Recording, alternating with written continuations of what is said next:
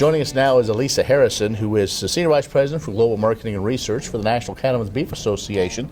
And we've talked with Alisa over the years, and so it's kind of an update, but also kind of talk about what's in your world. And you do a lot of research focus and analysis of what's going on. And one of those things I want to kind of lead off talking about is it seems like over the last few months now, a couple years, everybody wants to be a protein, and so of course we think of maybe beef, pork, and then whatever's left, but now we've got all different shapes and sizes, literally. Exactly. Yeah, I think that when you look at it took the food industry years to convince the nutrition and the doctors, the nutrition communicators and the doctors out there, the importance of protein in the diet. And because there was a time when maybe protein wasn't recognized as such an important part.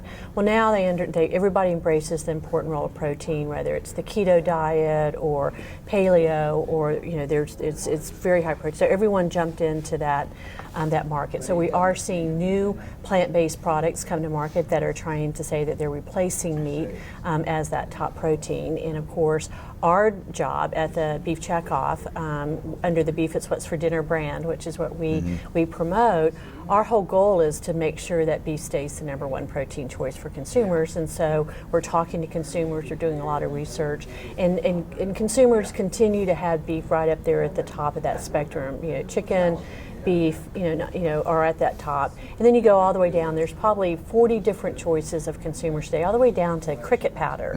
Yeah, I said cricket powder, and it's coming up. So these kind of insect powders and stuff like that. So there's just when you go to the grocery store, everybody is focusing on protein. Everything's gluten-free and it has protein in it today.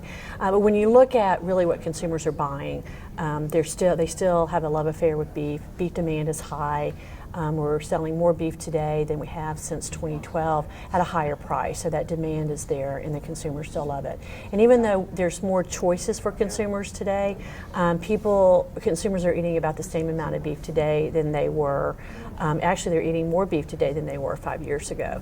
And when you look at what millennials are eating, they're still eating beef. And if they are starting to include some of these meat alternatives, it's not taking away from beef's market share.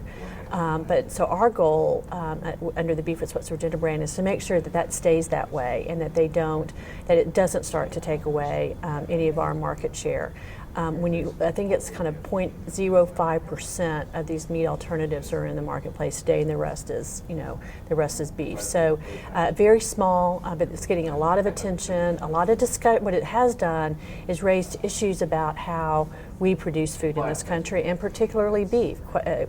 Consumers, particularly millennials, have questions about how beef is produced. And so under the Beef Is What's for Dinner brand, we've launched several programs over the last couple of years to do just that, be transparent and have the information available when they want it, how they want it, and in what form they want it. I want to talk about that in just a little bit. So Alisa Harrison, NCBA, Beef It's What's for Dinner, is joining us. Let's take a quick break. Be back with more in just a moment.